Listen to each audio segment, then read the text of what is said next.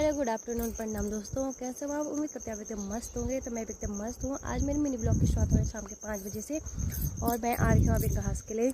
अभी मैं यहाँ पर बैठ चुकी हूँ, अपना दथड़ा वथड़ा पलाऊँगी। ठीक है, तो बने रहे। तो फिर यहाँ पे पलाने लगी थी मैं अपना दथड़ा दोस्तों। ये पत्थर पे रगड़ा जाता है, फिर तेज लगता है ना दलाते फिर। और ये मच्छर इतने खा रहे, इतने परेशान कर रहे कि मन कर रहा है कूटते इनको, गधे कहीं के। यहाँ देख सकते हो आप कितना पैनी धार बन गई इसकी। अब कटेगा इससे घास खर खर। इसके बाद मैं लेके आए थे अखरोट। और ये देख सकते हो आप आज का व्यू हमारे गांव की फसल का। फसल भी बोल सकते हैं और वो भी बोल सकते हैं जंगल।